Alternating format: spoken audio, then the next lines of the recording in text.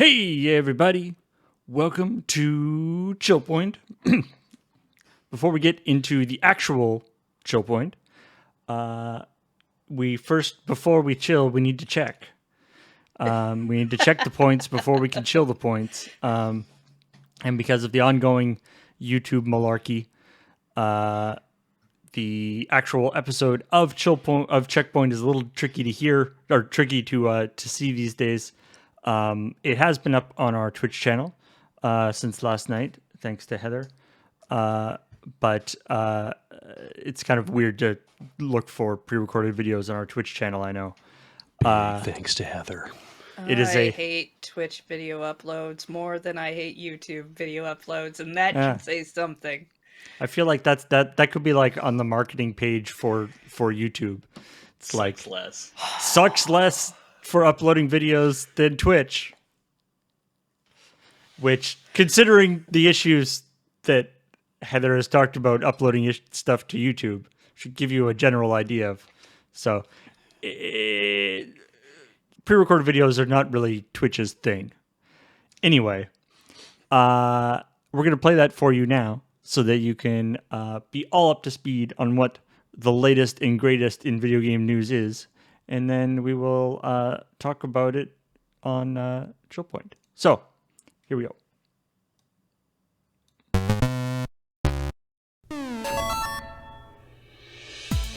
Today, what are you doing watching this video when you should be playing Far Cry 6? This is CheckPoint.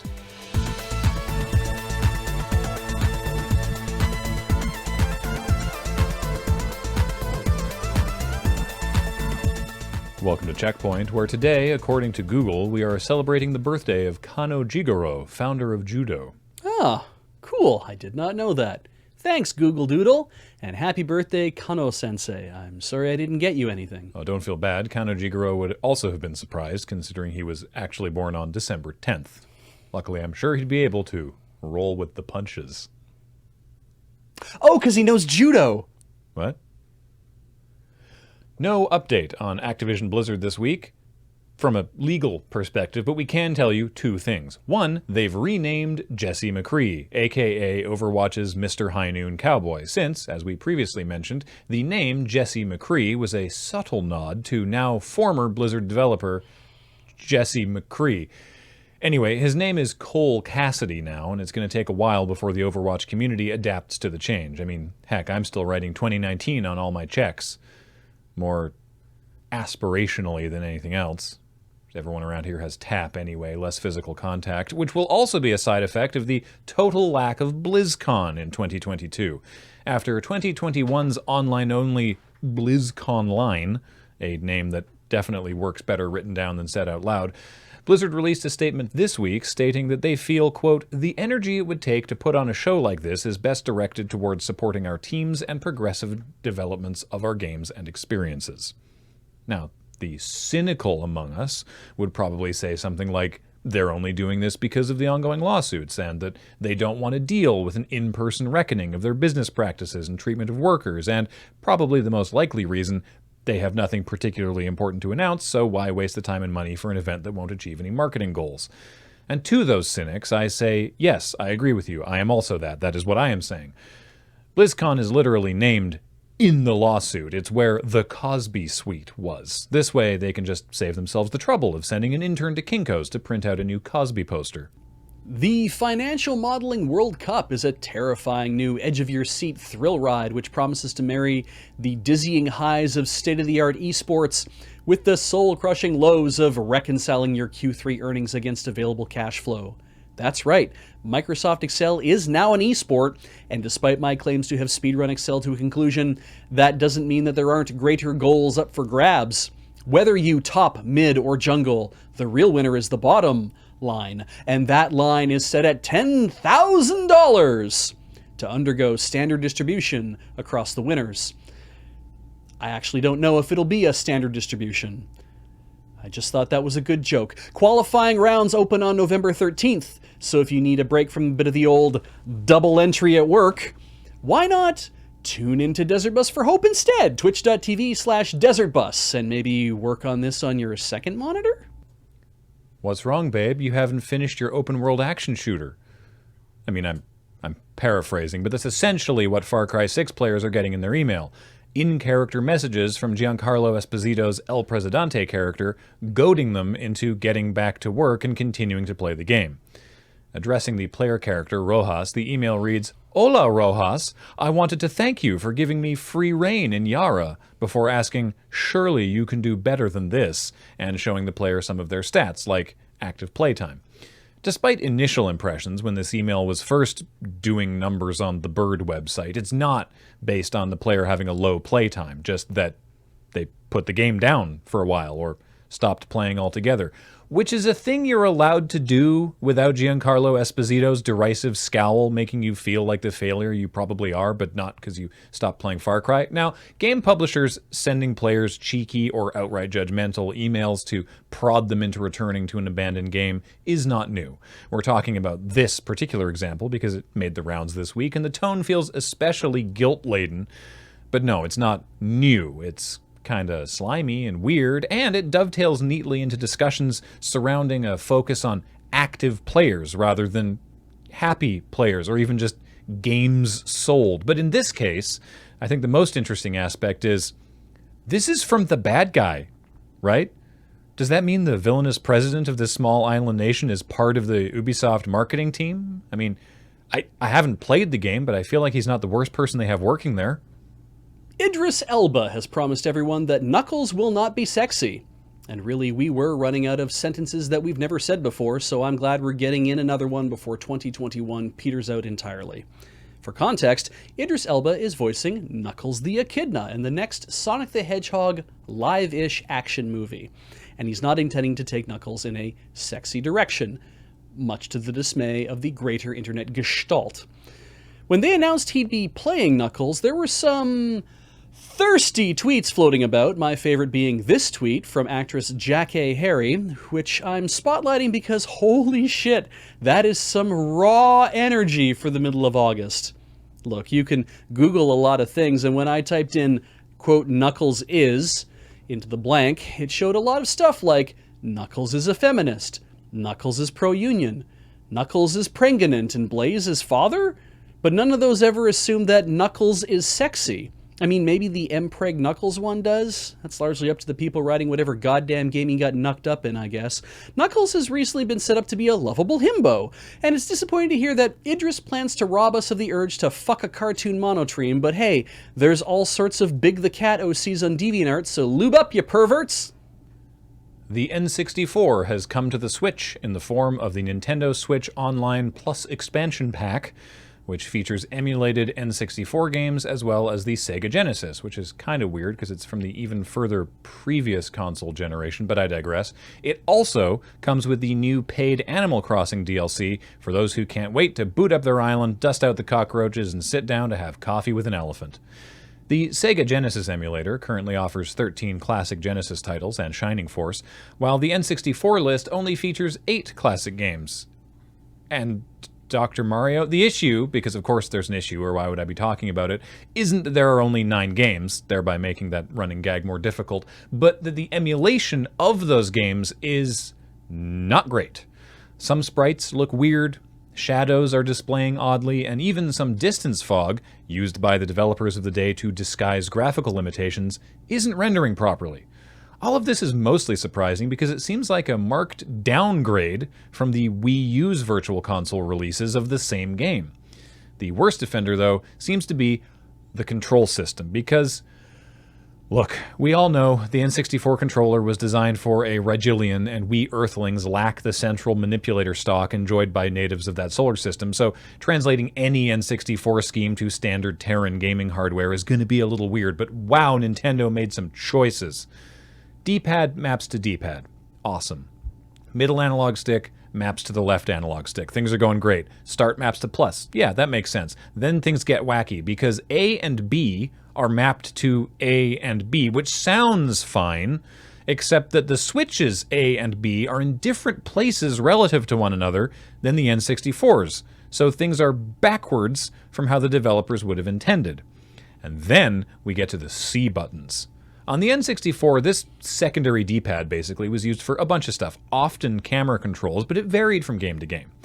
So they're mapped to the right analog stick on the Switch, which definitely makes sense in the case of camera controls, but again, it wasn't always camera controls, and also it's more awkward to shift your thumb from the face buttons to the analog stick than it was to get to the old C buttons, which I guess is why Nintendo also decided to map 2 of them to the other face buttons, left C to Y, the left button, and down C to X, the upper button. Or you can hold the right trigger to temporarily change all of the face buttons to all of the C buttons in their correct positions, losing A and B. If I sound increasingly exasperated, it's because you can't remap them. Some folks online like to act like the current year argument is a rhetorical fallacy, but for fuck's sake, Nintendo, it's 2021. Personally, I enjoy the additional intellectual challenge of playing N64 games with a pair of Joy-Cons. Oh yeah, no, certainly it's clear that they turned the button mapping decisions over to a Cenobite. Any Cenobites with 3 arms? Armo?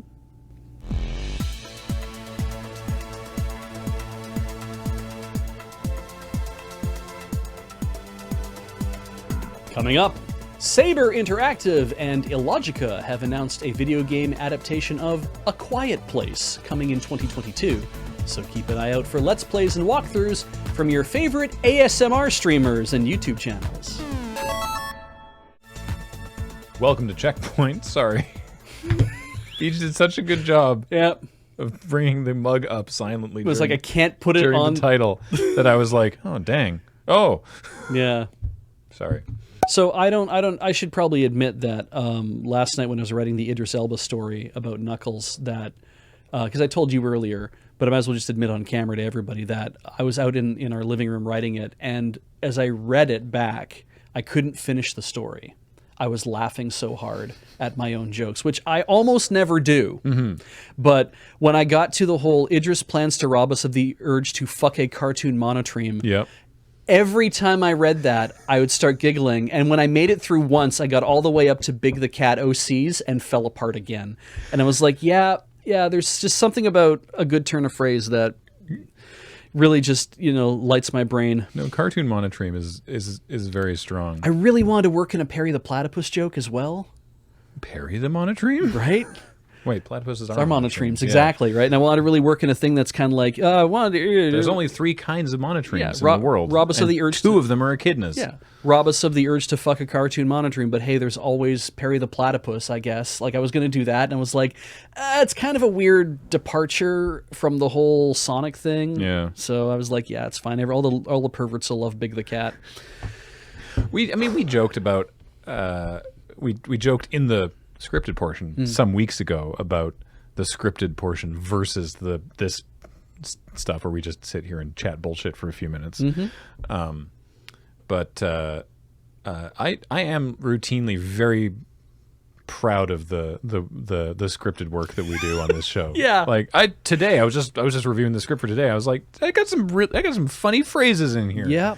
Yeah. It's not bad considering we write them so late at night on Wednesday. And sometimes there's just this sense of when you're writing something, it's like, this is a nothing story. Like, there's nothing going on here. And you just are kind of like, what do I do to turn this into like, rather than just the one like obvious joke, like what do you do to maintain that story for the whole time? But I mean, I did a couple of long walks the other week, so it was like, yeah, just no joke, just basically I'm building up to one thing at the end, and that's the only thing you're gonna get. So like that long walks joke. Oh right, you wanted to share your other. So there was a lower third. The Excel story that was P duration D's nuts. Yeah, and my other one because that's where P is. The other one that I had about 8, but the one I will mention here it was equals nominal D's nuts, which I was like, nominal D's nuts is actually really good, and that is good. But I was like, yeah, P duration D's nuts was like, never gonna say that out loud. No, yeah. we'll do the other ones on ChillPoint. You can make your guesses in the comments below. No, you can't. There's no. This isn't on our YouTube channel. Yeah, we didn't even joke about it this time. Yeah. It's just become sad reality, right? Yeah. That's what for us. It's comedy plus time equals tragedy. Wow, that's frighteningly accurate. Okay, maybe we do pretty good work when we're not scripted as well. Yeah. When they announced he'd be playing Knuckles, I have to do this over again. Okay. Yeah, there's so much weird shit going on in my mouth, it felt like. Okay, one more time. And now, more weird shit coming out of Beach's mouth.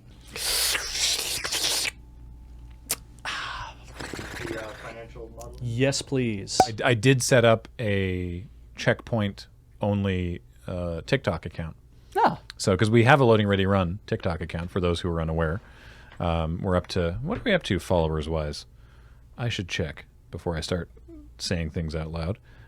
We are up to 6,413 followers. all right. Which is fine, I guess. I don't know. Yeah, I don't know. Basically, the Loading Ready Run TikTok account is like crap shots and clips of things. A lot of like stream highlights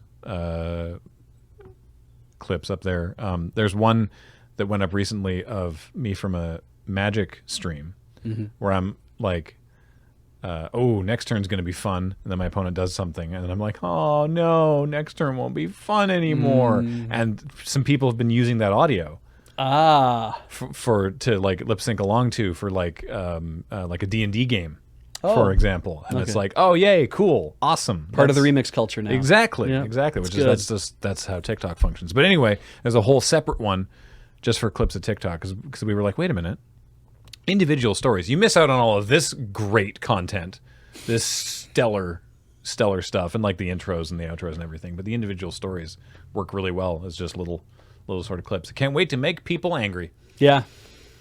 Without the greater context or knowledge of who we are, or That'll what our show is. They're really gonna be help like, grow the followers. yeah, man, yeah. you sarcastic motherfuckers. And Yeah. it's like, yeah, I guess.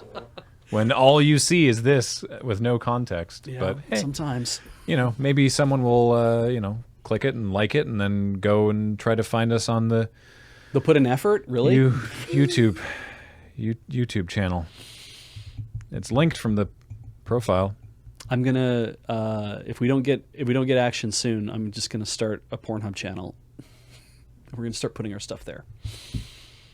It's either that or Vimeo, and I don't know who's gonna have more cachet at this point. So, Who does better revenue share? probably Pornhub. All right. Okay. You might not be able to watch it at work, but Can't watch it now. right, yeah, right. Are you on Pornhub? It's like, yeah, but everything I'm watching a bunch of men with their clothes on. That's still a thing on Pornhub.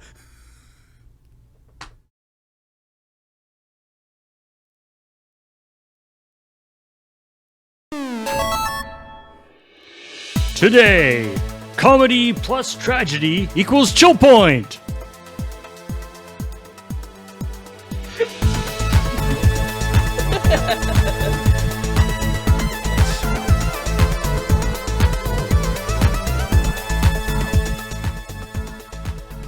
A little comedy, a little tragedy, mix it up together, and this is what you get. So, who's who? I personally prefer to just grab onto the tragedy portions. Be like the sad mask and the happy mask. Yeah. Just like the.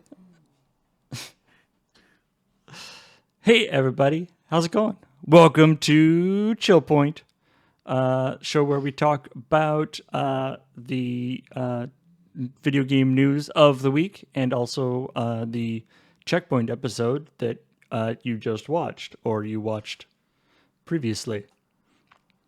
Obviously, that episode was filmed yesterday and to go up yesterday, and that's because when I was doing the graphics for the episode, I saw the Google Doodle about the birthday of the founder of judo, and I was like, sure, we have nothing. We don't have anything else in particular to put in the intro.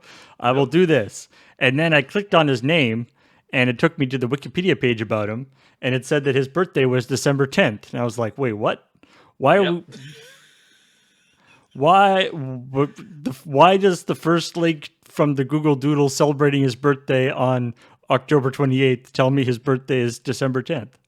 Yeah. And then I found there's the interesting aspect of calendars where when when he was alive, Japan was not using the Gregorian calendar. Of course, they were using the lunar calendar. And so his birthday was the 10th day, the 10th month on the 28th day of the lunar calendar. So the Japan has decided to translate that to October 28th. To commemorate the number, the numerical date. Yeah, to commemorate his Okay. his birthday. But if you actually looked at like the time of the year his birthday is, it actually would have been December 10th. So Yeah. interesting. All right. Weird factoid there. I just assumed he did what I always threatened to do, which is just to change my birthday and not tell any of my family so that I don't have to talk to them on my birthday. Ah. But then you just have to talk to them on like some other day. The Yeah. the day that they think is your birthday. Or there's the way that we do it with the Queen, where we just say what her birthday is. Yeah. We're just like, your birthday is this day. But that's not my birthday. We don't care. This is the day that we're saying is your birthday. This is the official legal birthday of the monarch, regardless when of who queens that are born. person is. Yeah. We can't keep changing the day we celebrate your goodness. birthday No. willy-nilly, because of course the English monarch changes so often that we have it's so hard to God, keep yeah. track of. But it's like, well, but yeah, you have to do that because, like, what if you get a king or a queen who was like born on Christmas or something? And then it's like, well, that doesn't work. We can't have the celebration of the queen's birthday on Christmas. That'll just mess everything up. Everyone will get the day off twice. Have Christmas observed in a different day. Right. Anyway. The reason why, of course, Paul went to Google to go check that specifically was also to check my work to see whether or not you could actually get Google to spit out Knuckles' pro union, which you can't. I made that up. Yeah. But we'll get to that in the story. Yeah, Paul never uses Google otherwise. Probably not. I don't He's know. only ever using it to fact check Beach's stories because we know Beach exaggerates. I only ever use DuckDuckGo, so I just assumed that Paul was the same way. Not at work. I do make extensive use of Google image search, I will say. I have used the DuckDuckGo image search as well, which is better in some ways and not in others. It does return some different results sometimes, so yeah.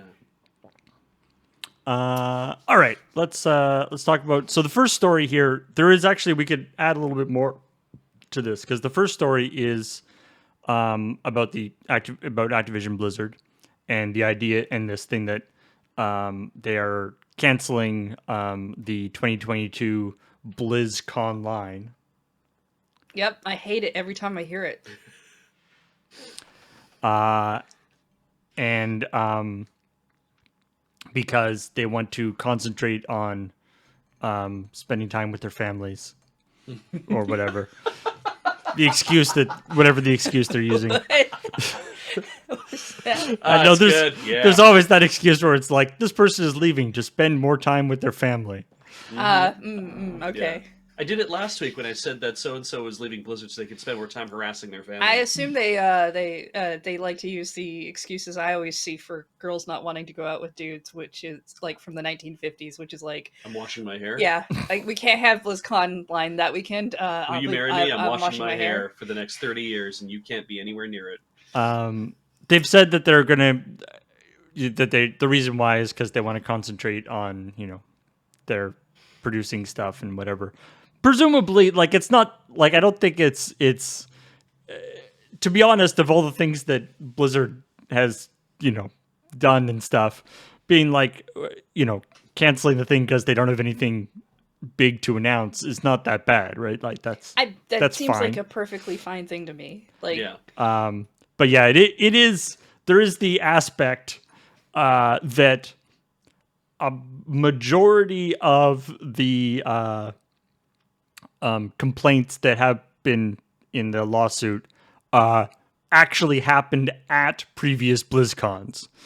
Like a lot of this stuff wasn't like workplace stuff. It was, well, I guess it's sort of a workplace, but Well- it was like it wasn't in the office. It was inappropriate behavior between people at BlizzCon, and yeah, including the Cosby suite thing, which that is a real picture. Yes, so I saw somebody in the chat asking about that. Yes, it was the Cosby suite thing. Is not a colloquial thing. They were calling it that because they thought it was funny. They had a picture of Bill Cosby that they printed out. Yeah. Apparently, it was because the carpet looked like a Bill Cosby sweater. That is the reason they've given. That's the story they're going with. Yeah. Yeah. And I can't imagine that they would want to go with any other story if they could help it. But I will say there was actually another bit of news that came out about Activision Blizzard yesterday, so it was sort of a little late for us to react to it. It was another one of these patented letters from Bobby. Yes, I saw this. From the desk of Bobby Kotick, posted, and where they're basically, it was sort of a follow up from the previous letter that we reported about a couple months ago when the stuff was all hitting, and it's sort of being like, this is what we're doing to, this is the steps we've been taking to improve things, and it's one of those things. It's like these all seem like fine steps that maybe should be like a new thing that you're doing. Yeah, but they shouldn't be new. It's like, yeah, we're gonna have we're implementing a new zero tolerance policy, and it's like, what was your previous tolerance policy? And that's the thing, right? Because that's most of the comments I saw from people where when I was reading about it was that first point was like, zero tolerance policy, as opposed to like most companies are supposed to have that at this point. What do you mean you didn't have that before? And it's also, but there is also the aspect of like, what does zero tolerance mean in this context? Does it mean that people are just going to get fired and they won't know why they got fired because something happened that they have no idea what it was? Who knows? I mean, if you're going to fire somebody, generally HR will go out of their way to say that you got fired because of this reason. Like when I got let go from a job I was working, and they sat me down with a big thing to say, here's your severance package. You're going to have to sign for all this. We need you to understand that it's like it's because we don't need you anymore for the job that you're doing, and we are reallocating resources within the company. And it's like, so it was like, there's no sort of like, you did something wrong, you were fucking around. They're just like, you're the least effective member of the team, and you're also the one who's been here the less time. Yeah, right? I was the youngest person. Technically, they want to give you a reason because otherwise, you might try to sue for unlawful eviction or whatever they call it. But at the same time, publicly, we're gonna mostly hear stories like 20 people have exited the company, right? We're not they don't have to give us the technical reason as to why they fired a person. No. So anyway, that's stuff. The other part of that is Bobby Kotick has I love the way it was the way it was phrased in the letter, but it was basically he has told the board to lower his salary to the minimum that is allowed in the state of California, which is like $63,000 or something. Alrighty. From the previous salary, which was I think $150 million.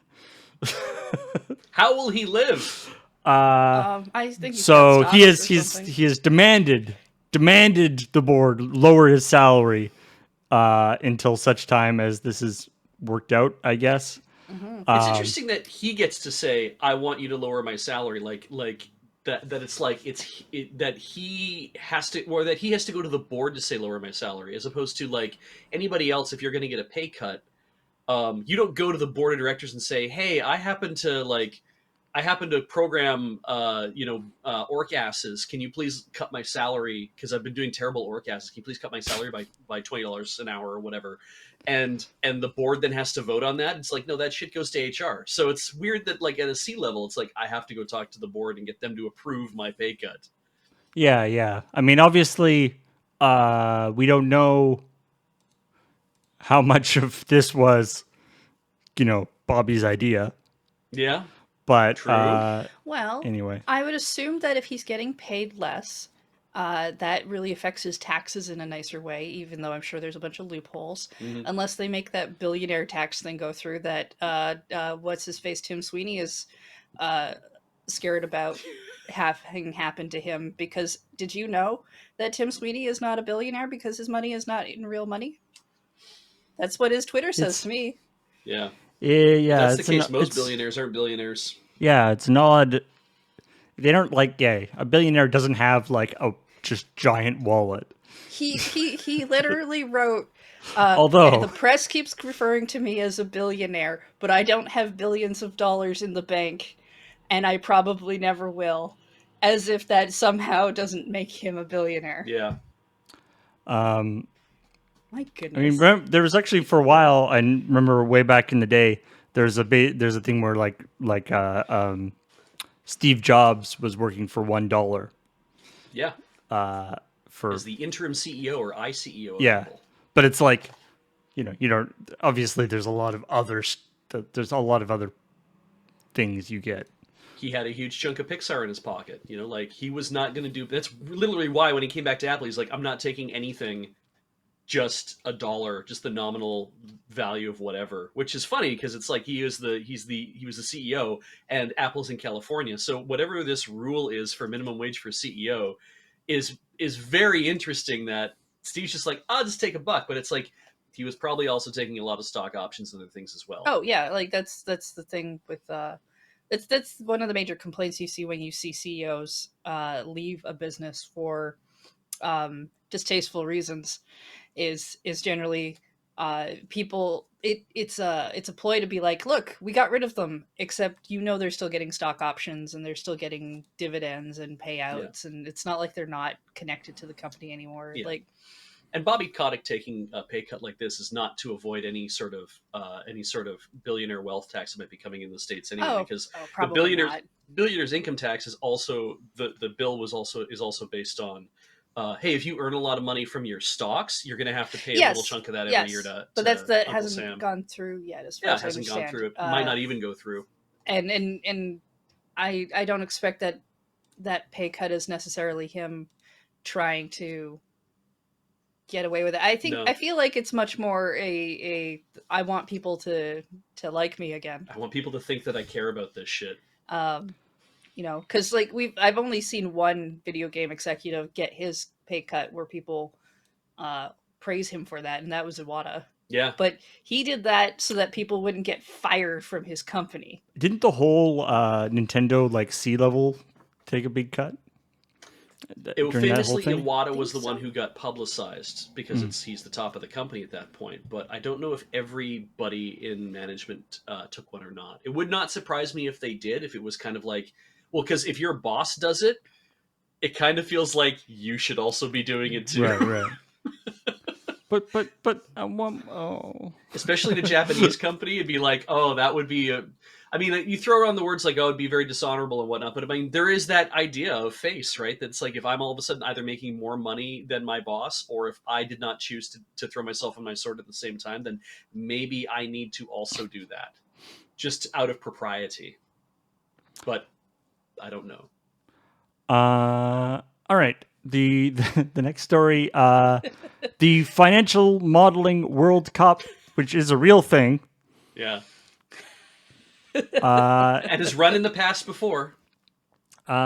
which is literally doing. So what, Beej, you know more about this story. What actually are you doing in Excel to speedrun it? Is it like Okay, so adding up a column or something, or what? the Excel speedrun thing is largely always just a huge goof. I believe we were doing that in a Commodore Hustle where Alex and I were like playing Excel until we hit the final boss kind of idea, Right. and we were broadcasting it.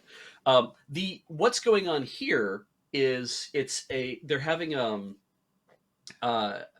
a qualifying round to basically explore how much you know about Excel, but what limits you can actually push it to as well. And and I downloaded the sample book because they're having qualifiers like later in November, obviously. The sample book is a ton of information about a race that was going on. So it's like here's a bunch of drivers, here's the race they were in, and here's multiple races, and then here's everybody's lap times. Okay. And then using all that information, you have to write a series of formulas that will tell you the finishing order for every race.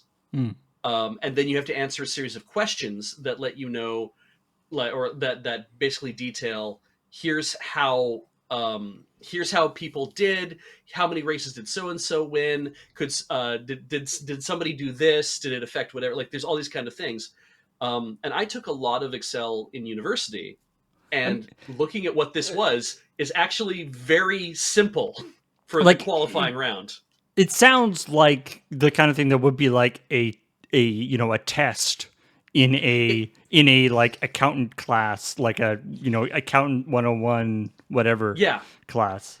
And I think they scale them up, and I think that because the issue is that you're playing for part of a $10,000 prize fund, and so you'll finish it wherever, maybe the top 5 or whatever, and maybe they'll divide that up, who knows. It doesn't make it clear about how they're dividing up that fund. But the idea is that if you join, you pay some money to get into the thing, and then you're issued your sheets, and then you have a certain amount of days or whatever to go through and crack the egg, right? Go through and actually figure out all the questions and submit everything back, and maybe they'll even be based on how fast can you do it. Like if you download it and then get it done in like an hour and send it back to us right away, then maybe you qualify more. But it's I did stuff. What I figure is going to happen is it's going to go outside the standard kind of like that race car thing that I just told you about. It's going to go outside of that and get into more really, really esoteric stuff that you can do with Excel. For example, did you know you can solve pipeline flow problems through a network of pipes using Excel? Sure. Yeah. I mean, I guess any especially sort of multi-stage math problems. Yeah, it's really interesting because like I took a management science class that used Excel quite a bit, and one of the things that we did was modeling, because it's Alberta, modeling oil flow through a multiple pipeline network to be like, okay, if you can only put this much through here and this much through here and all these kind of things, then you kind of build a matrix of flow rates and like available flow and everything, and then you can use that to then model that into a column of answers to be like, so how much oil can flow through X locations, and what happens if you take this one out of the equation, and how much oil can flow through there, and that kind of thing. And it's fascinating to see, like, all I have to do is just change one answer or pull something out, and all of a sudden my entire readout changes for what you can do with what is essentially like a 2-dimensional or a 3-dimensional problem. That you can just figure this stuff out in Excel. And this really grabbed my, it really grabbed my interest, because I'm like, they're going to probably get up to some really interesting shenanigans every time they step through further and further. Is it going to be streamed? I hope so, but I don't think it is. I would love if they would stream like the last 8 or the final 4 with commentary. It would be so cool to see them like talking about, okay, he's doing this now. We can see what he's doing. We can talk about it online. God, I would be really interested to see how that works. He did the 3-sheet skip. Nice, yeah. Impressive. I love the idea though of like because this is actually, we've talked about, has been done especially for simpler video games. People will actually like model the video game in Excel. Especially like speedrunners or people like things. So I know the biggest, or one of the big examples of that is the this like dragster game. Yeah. Which by because they had it completely disassembled and they knew all the variables and they knew all the numbers and everything, they could quantifiably prove that what the lowest time is by changing the numbers in an Excel stuff. So I like the idea. It's like a meta speed run. It's like you have to. It's not you're speed running the video game. It's you're making a spreadsheet in order that would tell you how to speed run the video game if you were playing the video game. I know we're down a rabbit hole here, but I just want to go just one step further. So please hang on for a second and we'll move on. Remember when we did the Mario 64 speedrunning story where the cosmic ray probably caused a bit to flip and it made Mario like shoot up and it made that whole thing. It's like this thing can happen way faster as a result. Yeah. So it occurred to me, and I wanted to mention it in the story so bad. I'm like, holy shit! What if that's what happened to make that dude's dragster score drop by below the level? What if that was just caused something in their RAM rollover, or caused the timer to do something weird, and he has like I did it, I'd get it in whatever time, and they're accusing him of like, you never did this never would have happened, and it's like, but it really happened. I really like, what if he was telling the truth the whole time, but like a weird goddamn cosmic ray just caused that to happen, and it's like, you can't reproduce it, and it's technically impossible, and you're a liar. It's like, but I'm not a liar, and it's like, it's very Twilight Zone, right? If that Mario 64 guy had actually gotten a world record with that run, then that would have been very interesting. Absolutely. We can't move on because you have a promise to uphold Oh, it's true. to the audience. It's true. You What cannot. the bottom of this document has a whole list of other functions that you are going to apply to D's comma nuts. So my first one was going to be equals sum if D's comma nuts. Because I wanted sum of, and I'm like, well, sum of doesn't exist, but sum if is close enough. That might be pronounceable. I liked devar D's nuts, because if you say it fast enough, devar, it sounds like devour. Mm-hmm. Erf D's nuts, which just sounds very sexual. What does ERF do as a function? It is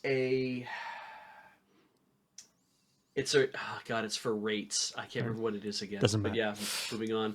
Harmonic mean. Harmine D's nuts. So don't harmine these nuts. Exactly right. Please. I would like that to exclamation point in front of that. Too. Yeah, I am square root D's nuts, which looks like im squirt D's nuts, okay. or So I'm squirt more of a D's visual nuts. joke. Yeah. That's a square root function that is used for, I forget what it's used for. I knew what it was on Wednesday, but I don't remember now. There's intercept D's nuts, lookup D's nuts, also VLOOKUP D's nuts, which are just like everybody who's used Excel knows how to use VLOOKUP at least once, or has used it at least once. And it's a goddamn shame that you have to rely on stuff like that, but there you go. Lower D's nuts into your mouth, I guess. Nominal D's nuts, which I was really impressed with nominal. I was like, oh, Pretty nominal solid, D's nuts is real good. So it was going to be my pick if P duration wasn't what I wanted to go with. And then varpa, which stems from var, which is declaring a variable, but var p, and then there's var pa, and I'm like, varpa D's nuts sounds really crazy. I don't know what it is, but yeah. So, yes. This is the kind of research that goes into a CheckPoint story. It's not. I will point out, I don't bring up that these promises need to be kept because I want to hear them, but only because I believe that promises should be kept. Agreed. All right, let's move on to Far Cry 6, which was this little controversy. So about this feature, which, as Graham mentioned, it's something that other games have done, but the way that Far Cry 6 does it is particularly obnoxious. In that it actually just periodically sends you emails no matter what, like regardless. But if you haven't played it for a while, the email is like, hey, thanks for letting me do all my stuff. Ha ha ha ha, I'm evil. Yeah. If you haven't been playing it, it'll be like, damn you, you've done all this stuff to me. I guess. It's so I mean, the two aspects of this is, one, it's unfortunate that it's like I feel like they could have come up with got a good domain and had it from the office of the president, blah blah blah blah, at islandnation.com or whatever the thing is, as opposed to just being from office at Ubisoft. I mean, you kind of want to have like I understand there's this thing of like keeping marketing within a specific character or world building thing if that's Yeah. what you're going for, because that can be really cool. At the same time, if you don't make it obvious that it's a piece of marketing, it can come across really creepy. Yeah. And it's in particular, this thing is because it's like, it's the equivalent of the like thing where like when you quit a game and it's like, are you some kind of coward? And it's just like, come on. It would have been really funny though if it was like a plain text email that was sent from the secretary of the president or something, right? That was like from the office of whatever their name is, or for the office of the president, this nation, and like everything all kind of made up, and it's just a thing, and it's been like, "Hola, Rojas, I have been commanded by El Presidente to email you and give you thanks for not intervening anywhere in the island nation of this for the last several days. The president is enjoying his time or whatever. Hopes we can come to like basically make it like it's like a more formal kind of thing. Yeah. And then if you come back and play some more or you forget about it longer, then the president drops you like a personal email from their thing being like, "Ah, you are a fool. I'm doing all sorts of crazy shit, and you're not going to be able to stop me at this rate." It kind of makes him sound like one of those cartoon villains though you see where they're incredibly sad that you won't pay attention to them Yeah. and come and stop them. Absolutely, Yeah. right? And Yeah. it doesn't come across to me as that kind of character. Yeah. I mean, I think there have been some like actual like well done like AR or like ARG. ARG kind of games that do things like that. Like they'll like, with your permission, of course, they like you like they'll like send you text messages and emails and things and try to sort of create this world. But so one of the interesting things about this is all the Ubisoft, like a lot of these games these days, they've got their own. There's this Ubisoft Connect app, which is this little app that runs in the background that is has your Ubisoft Uplay account or whatever in it. Which is not, people know that it's there or whatever, but that's the app that sort of has control of this stuff. And because it's got your email, that's how they can email you and things, and it's communicating with the actual game. One of the other things it does is it has a capability where when you close the game, and this has been around for a while, when you close the game, it can open up a thing being like, do you want to like buy the DLC for this game, or do you want to buy this other game that Ubisoft makes? Right? If you've played some Ubisoft games, you'll have seen that where like you close the game and you'll have like a window of some other promotional thing. For Far Cry 6, they use that same capability, the opening a promotional thing, I think. But instead of being like, "Hey, do you want to buy a different Far Cry game or whatever?" It opens Twitch on the page for Far Cry 6. So by default, you can turn this off. It's in the settings. Oh, okay. Yeah. But All by right. default, whenever you quit Far Cry 6, it opens a browser window in your default browser on the Twitch page for Far Cry 6, so you can watch other people playing Far Cry 6. I guess All right. it just seems really dumb. It's like it's like I'm done playing Far Cry 6, but I'd like to watch other people play it. I mean, I've seen marketing emails before. Not generally ones that tell me I haven't played the game in a while, that aren't like mobile games or something. But most of the marketing emails I get are like, "Oh, Team Rocket has taken over this thing, and we're doing it as an event thing, and you should come check out the event thing because we're doing an event thing. Isn't that cool?" Team And Rocket has taken over this and is actively killing Pokemon outside your door. Are you going to let that happen? This is the flaming Pikachu on the lawn. Oh no! I haven't been given. Usually, when I get an email that's in correspondence to a video game I've been playing, it's like, "Oh, hey, we noticed you played some of that video game. Maybe you'd like to leave a review." Right. Or it's the end of the year. Here's a bunch of stats about some video games you played or Yeah. something. I don't generally get the the, hey, we noticed you haven't been playing our game. That is Far Cry 6, it's got a story to it, right? Like you can complete it. Yeah. So it's just like a big open world thing. Yeah. If you beat the main storyline, do you get an email later if you haven't played in a while that's like, you thought you beat me, but I'm still here. Yeah. Like, But it's like, you beat me, but what about all the collectibles? what about all those side quests that You don't left have all hanging? the random bullshit that we told you to collect. Yeah, who knows? I do think it was interesting that it's like, depending on the photos that you put up, that people thought it had to do with you hadn't played enough time into the game. Which is a thing that if a game wanted to do, like if they were like, we want people to play more hours than what they have, they could put out an email like that, but that doesn't, it does seem like they're just more after active players, doesn't it?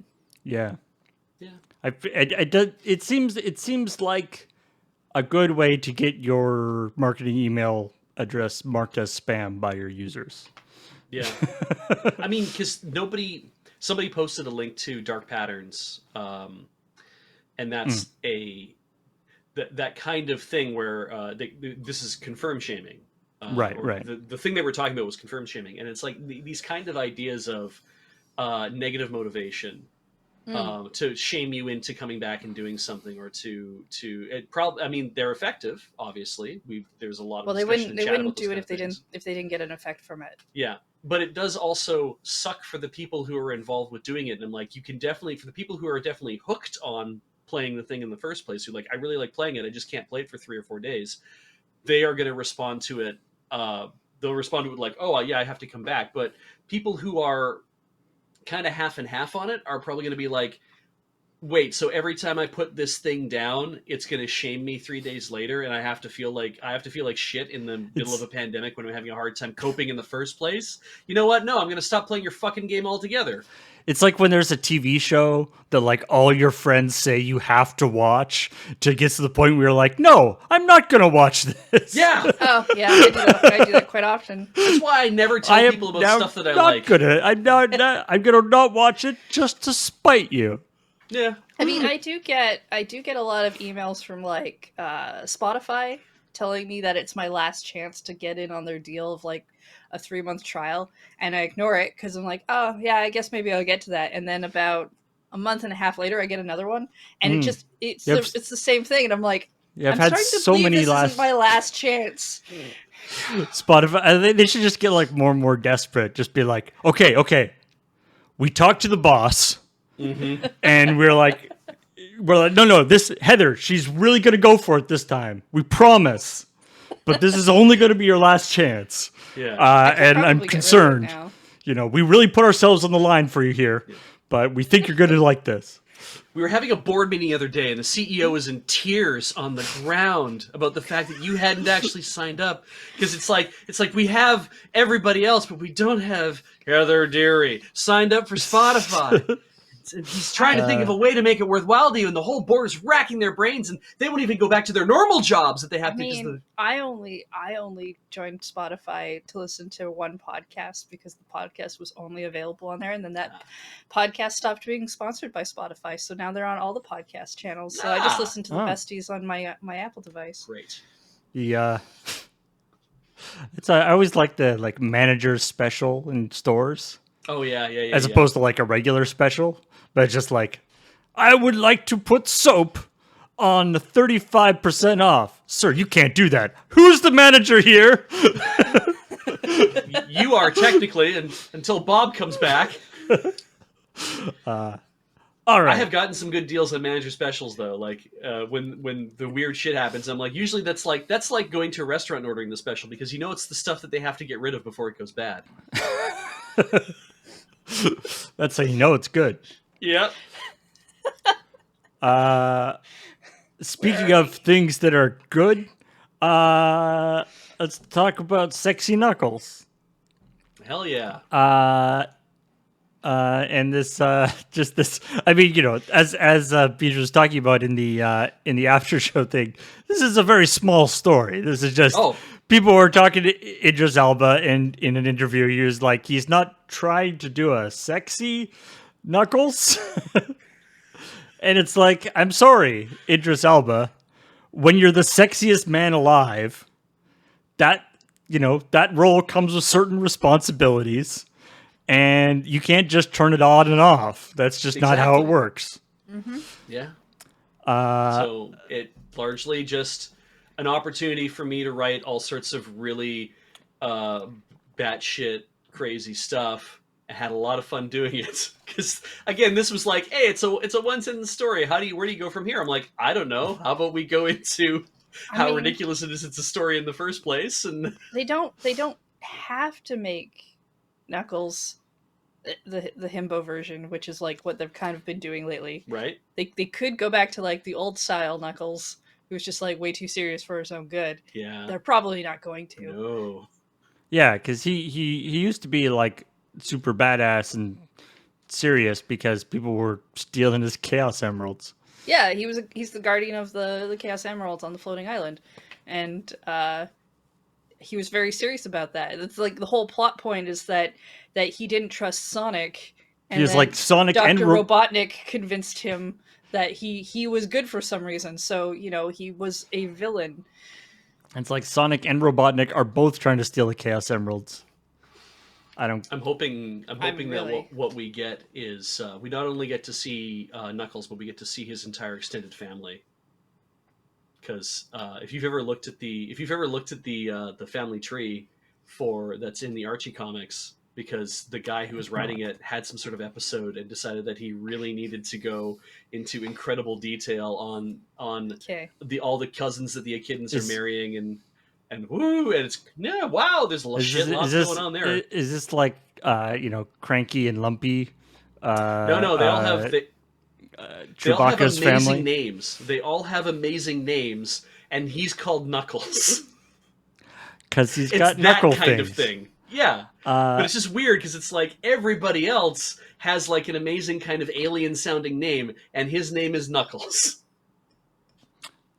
I will say that I have been getting a lot of good use out of the graphic I made. That's like the Google Safe Search Yeah. button. Oh yeah.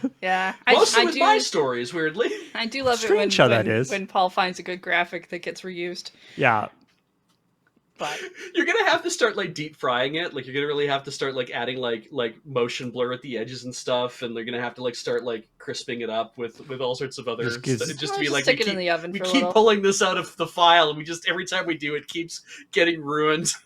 The I edges are actually- curling. that happened when actually I noticed that I was for like Activision Blizzard stories. They often start with that Activision Blizzard logo. Yeah. And rather than grabbing that logo each time, I'll just reuse the same graphic as I did before. But sometimes I'll just like drag it in, and sometimes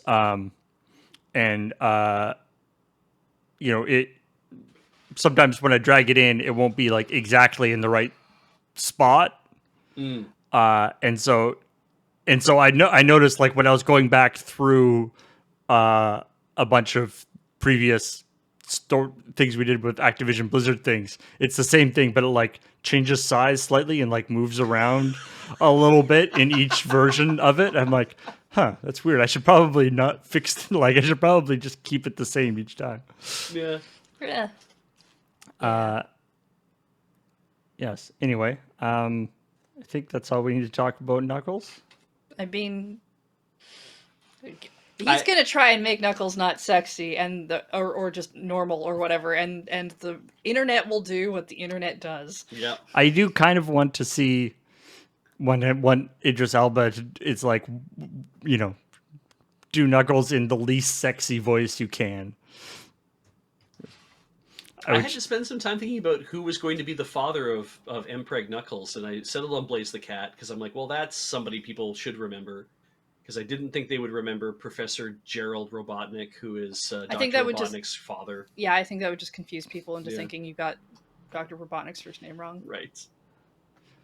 So Otherwise, the joke wouldn't have made any sense. yeah, and I love the name Big the Cat. Like that's a great character name for the Sonic universe, Big the Cat. So yeah, But like everybody's names are like that. It's Yeah. Sonic the Hedgehog, Yeah. Knuckles the Echidna. Tails, Miles, Prower. Yeah, I don't. Tails, I, the you know, fox with two tails. We don't even know what he is. N64 Switch Online. So this is one of these things where it's like a neat idea. I feel like this happens relatively often to Nintendo, like a neat idea that they kind of flubbed the landing on. Yeah. Where it's like, for one thing, it's the like extra charge on top of the regular. We're talking about $60 a year, I think, because it's like an extra $5 a month. it's 50, I think. Okay, so it depends Let's on talk what about Canada. plan and thing you're doing. If we're talking Canada, family plan, it's $100. The And family plan is what lets you have like 8 people on it. I believe family plan in states is 80, and like the single person plan is 50. If you're doing the expansion pass shenanigans. And yeah, you can get the N64 and Genesis games, and there's this weird aspect though because the N64 titles, for the emulation is not that good. I mean, there's the controller thing, which is just a huge. It's like, why not make the controls remappable? That's got to be like they've got to fix like that's. I think because you can remap the NES and the Super Nintendo ones, can't you? Or I don't know. I know you can do remapping for Switch controls on console level. And it's also like That's and like the thing they added. and like Switch controls get remapped all the like when you're actually playing Switch games are remapped all the time because they have to deal with the controllers flipping in different directions and different controllers and stuff. So it's like the idea of remapping that someone might want to remap controls is something that Nintendo should be pretty comfortable with at this point. And yeah, it's certainly an accessibility thing. I mean, it's just a good But it's option just to have. Yeah. And then there's the other aspect of this is the actual emulation, which isn't that great. That picture I showed of Ocarina of Time, where they like there's just no distance fog. It's like this cool like foggy lake is now just like, oh, it's just kind of there.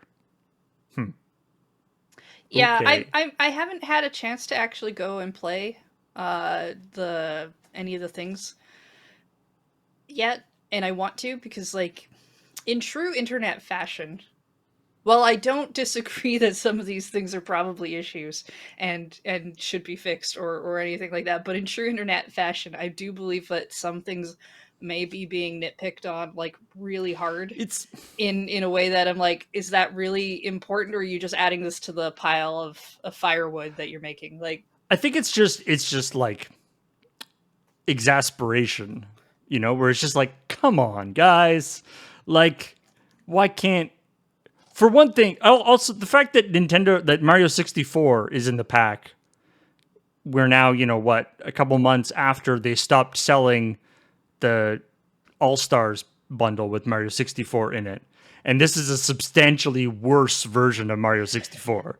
that is a weird thing that I don't think people expected. Like to have happen. they redid all the graphics, all the 2D graphics in Mario 64 in the All Stars pack. So like all the your health and all the overlays and stuff are really nice. And then they're back to the just like upsampled emulated version in the in this. You do know that if they use the same version on this, and I'm not saying this is an excuse as to why they shouldn't or whatever, that we would still be having this discussion, but now the discussion would be, how dare they not make the 3D All-Stars thing, they've devalued it by putting it on the service instead. Like, I've seen the conversations gamers have about like, how dare you re-release a game because now you've devalued my original copy Right, of this right. game, as if that's important. Yeah. I mean, I feel like that would just bring up the whole "why the hell was this a limited release anyway" argument again, which Yeah, and is that's what I also mean by valid, like but yeah. the internet likes to nitpick. These arguments would still be coming up. The real thing that I think people are mad about is the price. And it's not to say that these things shouldn't get fixed or whatever, but it's people weren't expecting the price to be that high. They got angry about the price, and now stuff is bad on top of price being bad. Why pay for thing? Right, and it's like if the price was high, but it's like, you know, best in category emulation because it's Nintendo, they know how to make their Yeah. own games look good, then it's like, okay, I get it. But high price plus it looks worse than emulated like on your computer is not a good It's not a good good look. combination. Yeah. It's true. I've also not seen anyone talking about the Genesis side of things. Which my understanding is the emulation is better, but I don't It's easier know. to do. It's Yeah, No, people are just because like, people it's fine. just are busy yelling about Ocarina of Time mostly. Yeah, I have to say, Strider because I really liked Strider. Mm. I always just really liked the whole aesthetic and the whole like sword swipey whatever and just Does he everything really have a sword? Nobody knows. Right, He it's pulls just it out huge. and puts it back so fast. Yeah, it's just this huge arc that you're seeing, right? But it's like, but I always really like the aesthetic of it, the weird kind of like pseudo cyber CCCP. That's a fun thing to put together, all in one go. Because I think it takes place in Kazakhstan or some crazy stuff. But anyway, I just really liked the aesthetic of it and the big sprites and everything else and the weird robots the Genesis version is a damn near perfect arcade emulation of it in the first place, or arcade port of it in the first place. Everything looks amazing for it, but all of the Genesis stuff, and I think maybe even some of the arcade stuff, but all that came along for the ride. The weird pausing at certain points when there's a transition between one thing happening and another thing happening, the weird pausing there still happens. The weird kind of blinking sprites because we were trying to draw as much stuff as we can. Oh, So right. so your main character like So they didn't make blinks it for a couple seconds. didn't make it better. No, they didn't do anything to improve it. They just made it completely accurate. The more recent Strider game for, I mean, I don't know what else it came out for, but it's like available on Steam. It's like for PC. That's like a 2D 3D thing. Right. Is actually really fun too. Oh, good. I remember that they released Strider, I think, for the NES, and it's a completely different game, which is kind of like Rygar was the same way. Rygar is like a completely different game as well. Just Strider has like a weird RPG feeling thing for it, and I might have also just dreamed that entirely, but I Strider swear this is, and Rygar. yeah, I might have just completely. Yeah. I might have laid down one night and been like, "Why isn't this for the NES?" And then I dreamed what it looked like for the NES. So the other thing I've seen copping up around this discussion is the idea of like, oh, it'll get better or whatever, right? Like they've put in the Animal Crossing DLC as part of that thing as a thing you can have, and there's arguments to be like, I don't play Animal Crossing, or I Right, do, right. or I just want to buy the thing, and there's pros and cons to that, but there's this conversation going around that people are like, well, maybe we'll get a bunch of DLC packs added to this thing, that will be a thing, and that's a possibility, which could be cool. There's of course, we do know that there are some extra games coming for the Nintendo 64, because Right. they've told us about those, and there was like some sort of I think people have done some leak like or leaking hack or something. Yeah. It's like, oh, there's like 38 more of these games coming and 58 of these or whatever. And I'm like, cool. In the same vein of maybe it's not a good idea to buy a pre-order of a thing you're uncertain about, if you're looking at this package right now and you're like, I don't seem happy about that, but maybe they'll make it better one day, don't buy it until they make it better that day. I do feel You feel can like still buy the base subscription thing if you want to be like, I want to have at least cloud saves and the whatevers and that thing, and it's a cheaper option. Just do that. Don't buy things on speculation. It's dumb. I feel like we get into the situation. I mean, Nintendo is particularly Nintendo fans are particularly have the problem with, like, they, it's like maybe there'll be other DLC that comes out for this, or different other games that will be added to the system for free, and then 6 months down the road that changes into, why haven't they released the other games Yeah. on the system that they promised? And in a year, it might be of a good value for you. You might be like, oh yeah, I'm willing to pay into that now. I've paid into it, but I'm doing the family plan with like 8 other people, which is actually a really good idea to do. You just add their email into the back end of your thing, get them to send you the like $4, whatever amount that it ends up being when you split it. Yeah. Which it's Uh, Go ahead. yeah, I was just gonna say, Tokushi Naruto in the chat was saying they got an email from Nintendo reminding them that they can share the family plan with up to 8 people, even if they're just friends. So, which is all like it seems weird that Nintendo was like explicitly being like, it doesn't even have to be your family. I mean, they're probably thinking of it more of like, you sign up your entire family, but you have room for 8 people, so why wouldn't you, like, not everybody has 8 people in their family, and I think that's just an honest thing of like, if you're a mom and a dad and you have 2 kids and everyone gets signed up for this thing there, great, and you're like, well, I've got 4 left over, who am I going to use it for? It's like, well, why not use it for another couple of people that you know? Maybe you have another friend or two who wants to get on this as well, that is fine with signing up under your sign And in up. terms of DLC, like if you have 8 people who all want to try out maybe the Animal Crossing DLC, because they don't that don't now all have to separately download it for $25 a But piece. yeah, but like a lot of the like family plans do have, at least in their terms of service or whatever, that it has to be the same household or whatever, Yeah. right? Yeah, this is a. They don't this is obviously they don't check, but I would love to see that email if you still have it. Actually, if you can forward that to info@loadingreadyrun.com, I'd love to have a read of it because we've signed up, we don't get that email. Yeah, it's true.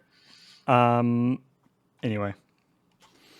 But yeah, it's there's it's one of those things. It's like, yeah, there's some broken stuff. I don't know if any of us are really that surprised about the online still not being good with And Nintendo. I don't know why anyone's surprised by that. yeah, it's just I feel like it's more kind of like people are just kind of like, Yeah. I mean, I downloaded both apps when they came out, and Oh, yeah, so did I I. immediately played Strider for about an hour and a half, and then I played one 150cc the Mushroom Cup in Mario Kart 64, because that's my Mario Kart. Like, other people have other Mario Karts, that's my Mario Kart, and I was just like, cool, this is the way that it is. The controls scheme's a little weird, the buttons are a little weird position wise, but ultimately I was like, I won, so great. I'll put a suspend point in here and say I'll just come back and play at suspend point in the future if I want to keep people have playing. just started to get their N64 controllers, so I can read a review about those finally. I don't know if I want to get one. But largely I'm also I'm kind of like, I don't know how the draw for me to come back and play more stuff is just really not there for me either. Like, I've already played and beaten Ocarina of Time. I've already played and gave up on Mario 64. it's the downside to that, like, there's when you're like when Nintendo says like they're going to release say 9 games, Yeah. you could probably like no scope 6 of the 9 games, right? Oh, immediately, yeah. You just knew what they were going to be. And so, which is kind of, it's like the thing where it's like, yes, no question, these are some of the best games for N64, but they're also the games that everybody's played. Yeah, well, but that's interesting too, because I thought the point you were also going to make is the fact that when we say everybody, I'm 42. I don't know how old anyone is anymore. Right? I'm like, I grew up in that era. I played those games. The N64 was the only Nintendo console of that generation, obviously, for X number of years. I had a lot of opportunity to play all those games. So I bought a Nintendo 64. It was like my first console purchase. Yeah. That I saved up a bunch of money for, but I didn't. Well, I got to play a number of Nintendo 64 games. I didn't get to play a lot of Nintendo 64 games. The ones that they're starting with, I've kind of played the ones that I definitely was interested in at the time. But like the other ones that they've talked about, like Pokemon Snap coming, um, Kirby and the Crystal Shards and stuff, I haven't. So it's like, oh well, that would be good. convenient that it's there. I'd probably take a look at them. Yeah. And I just kind of feel like for us who spent all the time playing, though, it's maybe not as exciting to us to get a chance to play that stuff. A lot of this retro gaming stuff is probably way more of interest to people who are in their 20s who are like, I want to experience this, and I didn't really have a way to do that, but now I can. It's like, okay, there you go. All right. And the last little story is A Quiet Place is coming to video games in 2022. Which is a good. It's a good series of movies. It's an original story. Yes. Yes. They're not doing an adaptation, which I think is a good play for a franchise, to be honest, that has always been like a movie thing. Yeah, they're adapting the concept, I guess. Is Yeah, and the easier like way the, to say. the world. Yeah. And stuff. But yeah. Well, because if you follow the movie exactly, then you know what's going to happen as the player, right? Yeah. But I think that's a lot of the times when you see adaptations for things, it's like, yes, well, there'll be like some changes clearly because we took a book medium and we put it into a visual medium, and therefore things are going to look different than people imagined, right? But when you go from like a movie to a video game, you want things to look a certain way. It's like why people feel like it's weird looking at some of the Marvel games now when they don't look like the actors, right? Right. That kind of thing. And I'm like, yeah, no, I feel like just doing original story in same universe is much more fun if your target is the fan base that already exists. We don't know anything about the game. Like, they haven't released any info about the game other than that it exists. So who knows what it'll be, but I can imagine cool things, you know? It would be neat to like that. Well, but just with the, we can imagine the kind of, stealth, having to be quiet and all this kind of stuff could be quite interesting. You could do all sorts of interesting stuff with that as a mechanic. Because it's, I mean, especially if they sort of keep with the feeling of the game, of the movies, which is that the monsters are like incredibly scary. So it's not like you're going to be like running down the street with a shotgun shooting them left and right? Like it's all about not action horror game. It's all about not getting seen by them, not trying to fight them. Anyway, who knows what the actual game will be like.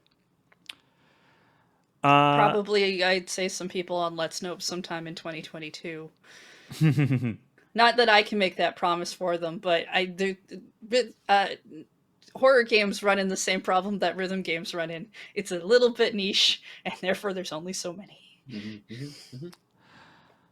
Let's look at some other stories.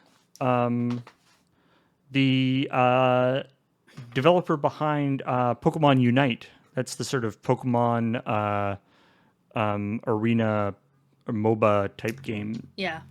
Where you throw Pokeballs at things instead of exploding them. And I don't quite know how the game. I thought you played as a Pokemon, but I'm you're really not Pokemon, sure. but like you, rather than like killing things, you have to just like throw a number of somethings at it, and it goes away. Anyway, they try and make it like slightly less violent, I guess. That sounds about right for the Pokemon brand. But one of the things about it that is controversial is that the relative scores of the team are hidden. They're not displayed. They're expressed to you in terms of, sometimes there's like voice lines and stuff being like, we're doing really well or whatever. Or we're really struggling.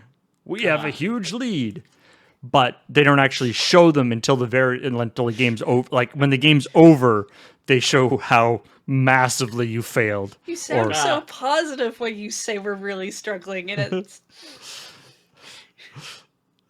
But like when the match is over, it shows like what the ending score was. So if you were getting completely thrashed, it'll be clear. But during the game, they didn't, and that's something that's fairly controversial because it sort of makes it hard to know like where you are. But apparently, like the rationalization for that is that it is a game where you can do comebacks quite. There's ways to do comebacks and stuff that can be quite effective. And they just basically they didn't want the losing team to get discouraged and disconnect. yeah. I could see Which that. is definitely a problem in League of Legends and stuff, from what I understand. I mean, if you know you're getting thrashed, because this happens in things like Magic Arena, right? Like if you know you're getting thrashed and the chances of you winning are bad, you concede, right? You just you cut your losses and you move on to the next game. Yeah. Because why waste your time? Right. I just like that when you went for example of a video game, somebody doing badly at a video game, you immediately went to LRMTG. Yeah. Sometimes it's the only.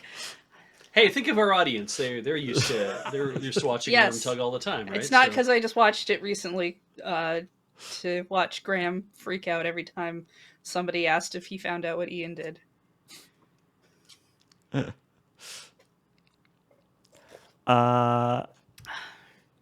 Next one, actually more Pokemon-ish news because Niantic's follow-up to Pokemon Go is Pikmin Bloom, which is So cute. which it seems to be it's a much simpler game than Pokemon Go. Like there's a lot less to it. It's more of like a explicit sort of encourage you to walk around. And you plant flowers as you walk. What do you call a walking simulator where you have to actually walk to make it work? Is that just walking? I think you just call it walking. It's just walking, yeah. I don't think you add the simulator portion. It's kind of like the hatching egg part of Pokemon Go, but like that's the whole game. Yeah. Yeah, you the conceit is that you have this backpack that you're wearing that you put little plant pod things in, and they tell you how many steps you need to take. Pokemon Go is like how many kilometers you need to walk. This is steps, which is different because you can go for a walk and there's like a map functionality, but if you're just like walking around your house with your phone, steps count. Oh, Which whereas didn't seem to be quite like what you could do with Pokemon, because Pokemon like went with distance. Oh, interesting. So the eggs, So- so Pokemon Go, the eggs have to actually like see the world. They can't. It's not just time. Whereas Pikmin Bloom, it's a step based thing, and so you get enough steps, and then you can pull a Pikmin out of a planter, and they'll walk around with you as you're walking, and you like plant flowers, and then you get nectar that you can throw at them and that they eat, so that they can bloom, and they'll pick up fruit and stuff for you. And there's like a whole AR camera thing and like a diary log. I haven't totally gotten a chance to go for a proper walk with it. I've mostly just walked around the house with it. So wait, if you look at the game like your house through the AR thing, is your house like covered in flowers now? It's covered in Pikmin, but there's Wait, flowers like right. along the animated map. There's like these giant flower points that I think are supposed to be like community based, like people who walk together around them. They're like gyms, make those bloom or effectively, right? something. Kind of like a gym thing, but without having to stop at the gym and like fight. Because when Pokemon Go first started up, you had like a completely different gym system than what you have now. And it was very different at the time. So I expect Pikmin Bloom to actually change probably over time as well. Are the big flowers in the same places where Pokemon gyms are? I think so. Because I remember that was the thing with like Niantic typically when they tends went, to keep all of its map data from its previous games and use it in other which is games. fair because they've spent a lot of effort on messing up their map data, so I Yeah. can see why they want to keep it. I haven't played a lot with it because I just downloaded it like last night, but because it's been rolling out to different countries and it only finally hit Canada yesterday. But Pokemon's always been this thing of like, you better walk around to different places so you can go catch that Pokemon over there. And eventually I got bored because I couldn't find any new Pokemon, or there's like the regional things, and I was like, eh. But I like the idea of walking around with a bunch of tiny little Pikmin that are trailing me, Like, you don't have to actually go lost find little fairies. You don't have to find the Pikmin, right? They're sort of with you. You're growing them. So if like somebody else comes into your house with the Pikmin thing, will they see? If they look through their camera, will they see Pikmin hanging out around your house? I mean, we could try that. I could just try downloading it on my phone and see if it works. I don't know. But the thing is, I have an understanding that it will try to work with whatever's being, because when you watch the video, it looks like you're laying flowers everywhere, but everyone's laying flowers everywhere, and it seems like the idea is you're trying to get the whole world to bloom. Yeah. So and everybody's working together to essentially make a community garden. And so it would suck if they weren't using. Can you see other people's flower trails? I think you'd have to be able to, Maybe. otherwise it would kind of ruin the effect. Haven't been able to go on a proper walk. Huh, yeah. Neat. And as far as I know, no one else has been walking around my house. That would be good. You just like boot it up and you're like, wait a minute. there's just like a line of flowers like from your doorway to your bathroom and then back out. You're like, what the hell? What happened? I see. Somebody came, what? From one of our windows. Right. Or just from the window to the side of your bed and then back out the window. You're just like, what the hell? Oh, that's good. Guess I'll stay awake, bathed in sweat for another night. I find it to be a little bit. It seems like a much more chill version of Pokemon Go. Right. And you're not like Pikmin's fighting. idea has always been about essentially gardening and like nature and whatnot, whereas Pokemon is about like bug collecting. I mean, though in like the Pikmin games, you do a lot of fighting, though, right? Like the whole point is to get your Pikmin all together to fight people. Yeah, but I mean, like the core concept of the idea of like where they came up with the game, right? Like the idea of Pokemon is exploring and bug collecting. The idea of Pikmin is nature and small things and looking at like the tiny things that you walk around with. Is partially why you find things like bottle caps and pieces of fruit. Yeah. I mean, that's one thing. Like, it's funny you say in Pikmin the thing is to fight things, and I'm like, God, the thing that really resonated with me with Pikmin was go find treasures and bring them back to the ship and physically enter the onion. Like, I mean, that's what it all like. Fighting things was incidental. It's like, I don't want you here. I want you to go away because I have my eye on the treasure. For those of you who are unaware, you can go watch the youtube.com/loadingreadylive VODs of Beach's playthrough of Pikmin 2? Yep. Pikmin 2. Up to the point where I said, I've had fucking enough of this game and we're done. Enter the Onion is a very old line at this point. Absolutely it is. It's part of the that was Beach's backlog. I think it's Bang Advice. It's under Bang Advice somewhere. All right, the next story we have EA Sports, or the FIFA game for EA Sports is they're trying to make being not an asshole like cool, I guess. What? Okay. So they've enlisted Sheffield FC, which is the oldest football club that is still playing today. Okay. And they're in collaboration with them. They're laying down the FOAT code, FOAT, which is first of all time code. All right. And so it's basically like, be they and Sheffield FC is also they developed the Sheffield rules, which is the first set of rules published by a football club. So anyway, the vote code is no rage quitting, don't replay every goal. Apparently that was a bit people trolling people by like doing instant replays of every single goal, which just extended forcing people to wait. Okay. Also, do not celebrate. I guess there's like goal celebrations for every goal. And do not waste time, pause, and interrupt the game.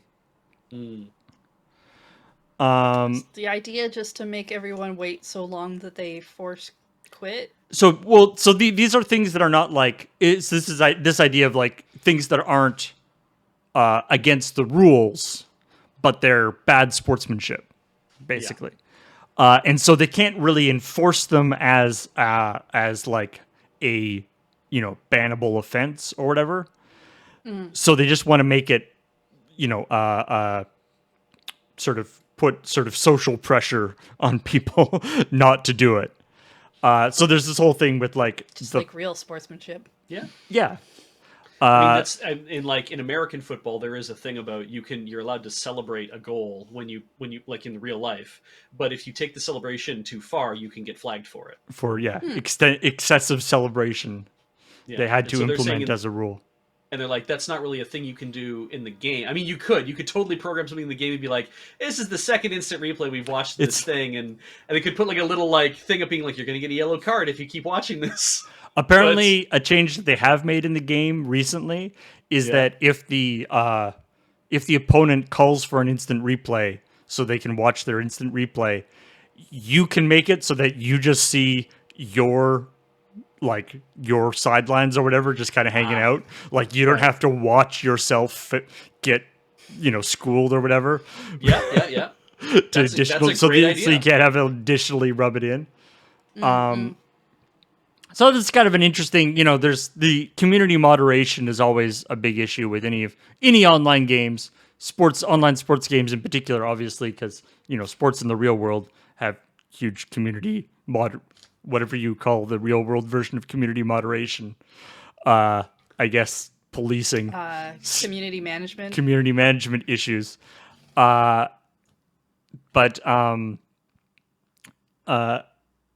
this is sort of one of the tools. There's, obviously things that are like bannable offenses, being a toxic person in the environment and insulting people and all that kind of stuff is, bannable offense or suspension or whatever. But things that are just sort of poor sportsmanship and make the game less fun, trying to make it less appealing to do that, which I think is kind of a cool idea. Also, and this is very important, the FIFA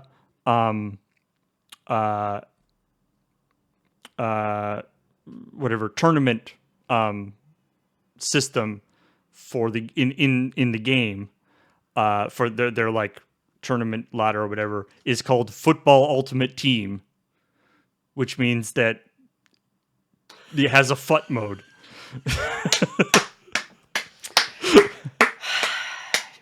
Which I find very amusing. There was a thing. I thought we had a story last week that was that FIFA's looking for other partners other than EA to do their future games. So this is an interesting where these things are happening at the same time, where it's like we're trying to curb bad behavior in playing FIFA, but also FIFA's like we're looking for somebody else to. I'm like, I wonder what came first. Was FIFA leaving and they're like, hey, wait, no, we can improve the people who are playing, or did EA say we're going to try to improve how people are reacting to stuff, and FIFA's like, God, no, that's how we make all of our money. I don't People know. need to be assholes. I feel like you're trying to correlate two pieces of information that are probably just separate. Oh, absolutely, I am.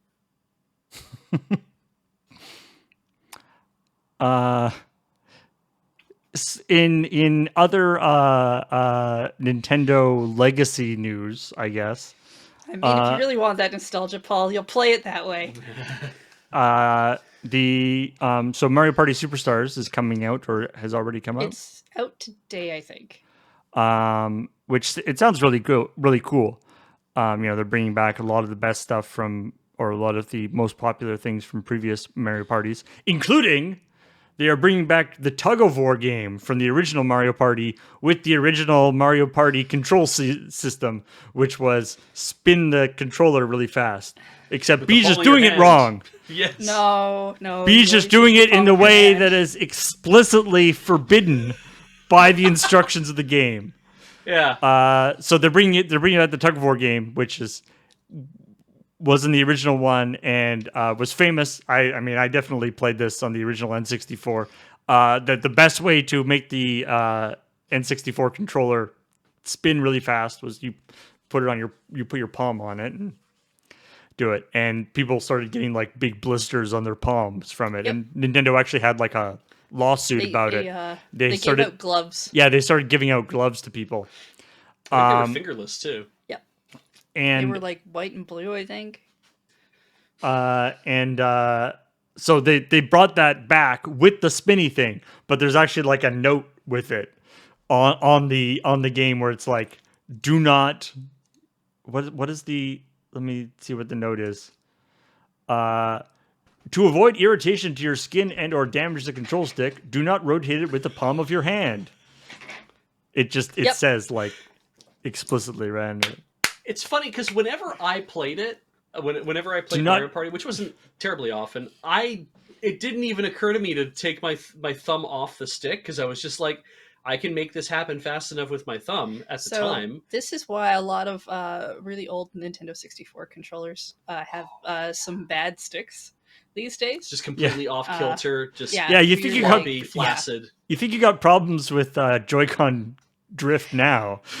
Yeah, see, I'm actually more worried about that than people's palms because I'm like, okay, sure, you put up the thing that's like, please don't do the thing that we all know you did last time. Yeah. And I'm like, yeah, cool. But the drift, my understanding is Joy-Con drift happens more towards the left controller because that's where like a lot of your, is it the left one? The movement is, but I mean, you're using that one way more often, which leads to what they think the problem is like dust or something getting underneath it and causing it to like be like changing the sensitivity of it and causing it to always be looking in one direction. Yeah, but if I'm right, if you're going to be using the right control, maybe this is just their way of trying to even out the drift. Maybe. So it's on both at the same time. I know it's the left one I've always had to send in. Yeah. We have sent in right ones. I think the Moonbase had one of them. Yeah. But it's mostly been the left one. Yeah, no, it's not better that happens. And I mean, like I have a Switch Pro controller, and I wouldn't do this because I'd be like, I wouldn't want to do it to the Pro controller. And I know people have said that modern day controllers across the board, Xbox, PlayStation, Nintendo, all use much newer, much nicer, more robust generations of analog sticks than the original N64 one did. I think part of that is if you look at what the GameCube controller was like. The GameCube left analog stick was crazy engineered because they looked at how bad it was for the N64 and was like, we need this thing to perform way better than that one did. And that kind of influenced how the rest of the market went as well. It's interesting. Like, I feel like the N64 analog stick always struck me as being quite robust in that it was sort of, as opposed to kind of the like rubbery stuff that we have for controllers now, it was like, just a solid piece of plastic.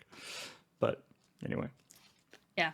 It's I mean, likely we can spin all the conspiracy theories we want. It's mostly likely they were like, this is a popular game. We brought it back because this is the play style you have to do with it. And the devs really aren't the same as the people who maybe should fix the Joy-Con drift. Yeah, yeah. I'm sure it's those are different departments. But in the meantime, I'm going to keep getting my Joy-Cons replaced for free. They could have, because so far we've replaced 8 pairs, I think, overall between Loading Ready Run and us. Yeah. And I haven't paid a single dime for any of that. Even shipping was free. But they should still fix it. They should still fix it. Because we live in Canada. Actually, we live in Victoria, and the repair center for us is like literally in Vancouver. Yeah, it's in Richmond, Um, so Whereas some people live in countries where they don't even have centers that they can send anything to. yeah, absolutely.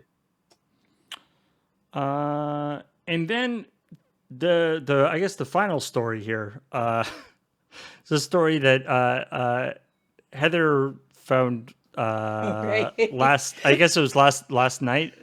It was too late for the episode, but what's the deal with this 20 ladies?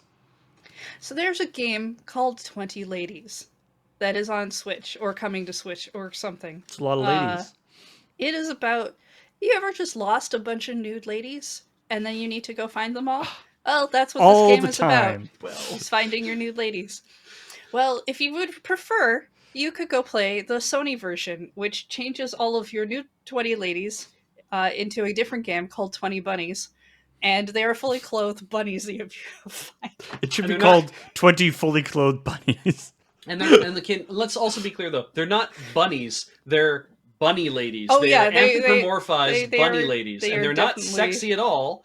I mean, they're just cute and nice and everything. They're like, think Judy Hopps from Zootopia, but like, you know, she never gets all like lascivious and stuff. Yes. And the reason I bring this up is because I had to reread the headline about how Sony is the one making them bunnies, and Nintendo is the one that's allowing nude ladies, like a few times before it registered that Sony is the one that doesn't have the nude ladies. Like, I love people in the comments to this video. There's a couple of people in the comments to the article who are like, "Damn that Nintendo for how come they're censoring everything?" And people are like, "No, you have it wrong." It's like, well, what? It's such a, I was like, it's whiplash to have grown up during the time when Nintendo would only put white colored blood in Mortal Kombat and call it sweat because they didn't want to have the sheer gallons of red blood coming out. Sub-Zero could not yank somebody's head and spinal column out of their body. He had to freeze them and then shatter them into thousands of pieces. Like, all the changes had to be made, and that was the biggest thing, right? That's kind of the sea change of the time, was that this shows you that Nintendo is not a violence or sex oriented whatever. It's like everything has to be family friendly, to as much as you can make it. I think this should be this is like, we now know that Nintendo's like, fuck it, let it through. Everyone gave us such shit for so many years. You want to play porno games on your thing? Well, as long as the game works properly and as long as you're above the age of whatever, we're gonna allow it. This is by East Asia Soft, whose other games include Waifu Uncovered and Hentai vs. Evil. Hentai vs. Evil. Which I remember looking up Hentai vs. Evil at one point because I was just like, okay, I have to know. I have to know. And they just look silly. Like, they're...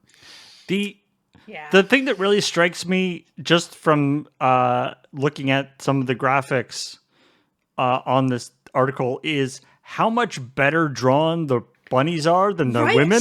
Yep. The bunnies look actually like really kind of cute. Yeah. Like, it looks like a very different... They went to completely different artists. Whereas the people look very... well, it doesn't odd. land. Yeah. It's anime styling as if you got somebody who is like still learning how to draw anime styling, and yet the bunnies look like total anime styling. I'm like, and maybe that will suck for if the artist is hearing us say this, but it's kind of like the ladies don't quite look right there, but whatever, that's fine. Do as you like. It's the actual game seems to be like kind of a Super Meat Boy-ish thing. Like, it's sort of a platformer, jump like around. a platformer. Like I said, like, it's a platformer where you go find all of your 20 lost nude ladies, and then when you win, you unlock an alluring image of each one you complete. Yeah.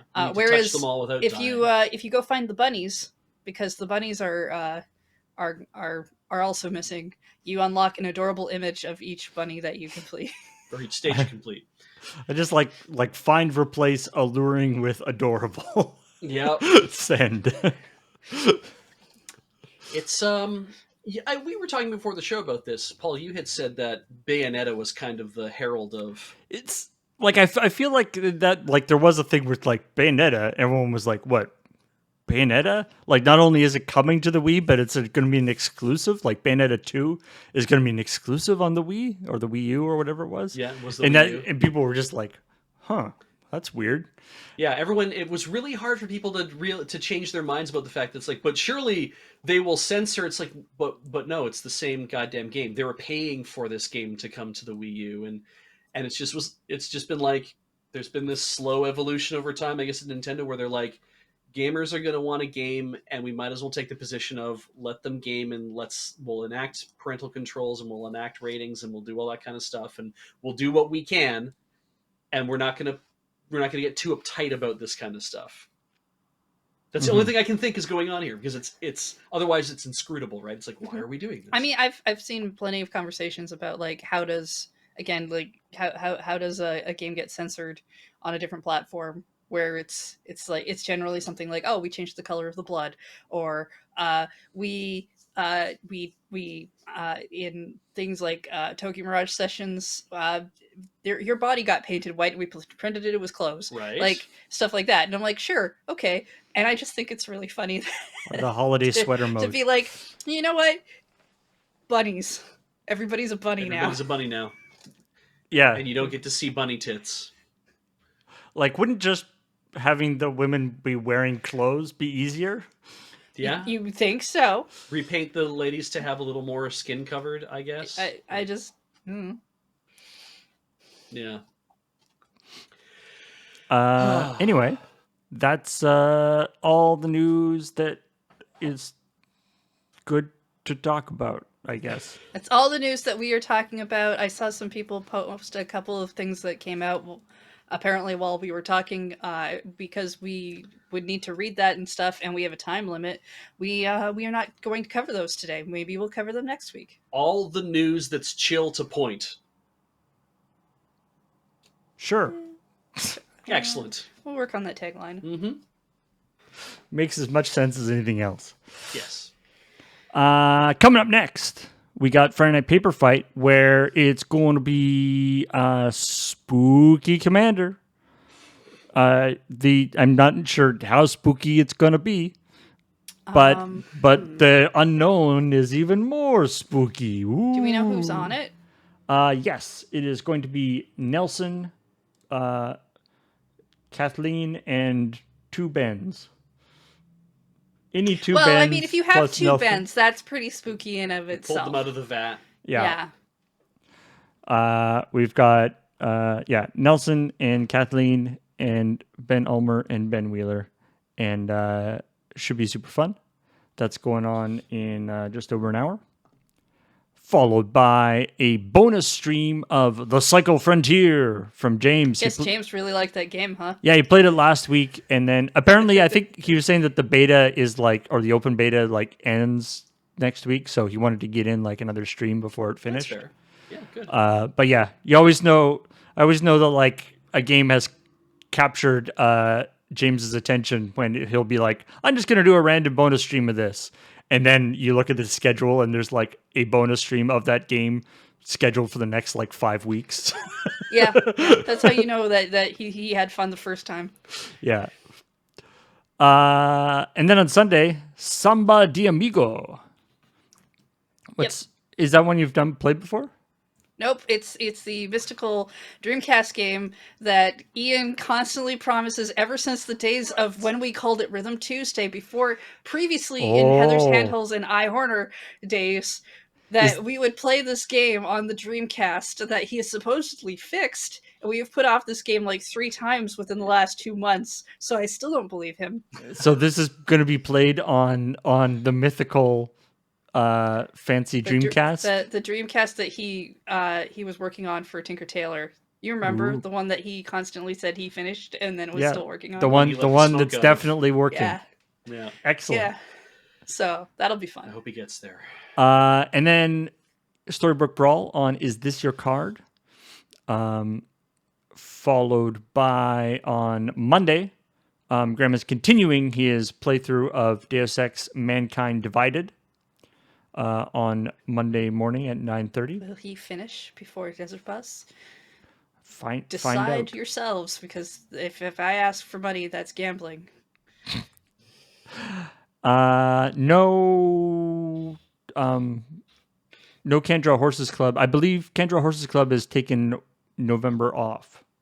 Okay. Yes, due to Desert Bus and PPR. Corey does a lot of like editing for PPR, and Desert Bus is a huge time sink, and I think it's just a readjustment of schedule afterwards. Yeah. As well. That's fair. Yep. But on Monday evening at 5:00, it is going to be the finale of Alabaster Kingdom, our D&D campaign. That's been super fun. All the episodes of that are available right here on Twitch. They've been uploaded as VODs, so you can watch them. And of course, you can find them in the Dice Friends collection if you can figure out where the collection is held in Twitch. It's like not a great system. It's like but it's easier to find. It's a little mini adventure for you to go on. And they're also available in audio form as podcasts, of course. And the other thing to note, we can talk about, we announced last time, but we're actually going to be doing an extra. So this is the last episode of Alabaster Kingdom on Monday, but we're actually going to be doing a special extra episode that'll be a live Q&A recap, but like show discussion with all of the players. So all the previous episodes of Alabaster Kingdom were pre-recorded, but we're actually going to be doing it live, taking your questions, having everyone talk about their experiences and all that kind of great stuff. So that'll be that'll be next week. So on Monday will be the last episode. On the 8th will be thing after that. So that'll be great. Yeah. Thanks everybody for watching. Let's thank the subscribers.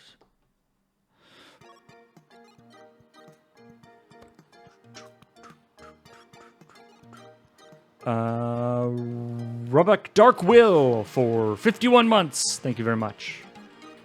Amative 1 with the 95 months. Welcome Nice. back. Hey, Stuka06 is a brand new subscriber. Welcome to the channel. Please stick around. Nyx Fire for that 4 years. Ooh.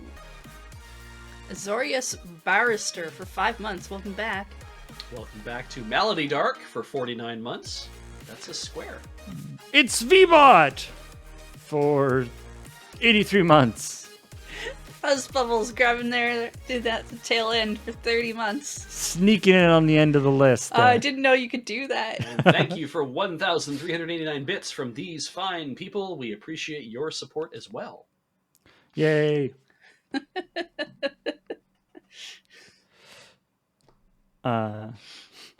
Thanks everybody for watching, and we'll be back with Friday Night Paper Fight Commander in about an hour, but until then, talk to you later.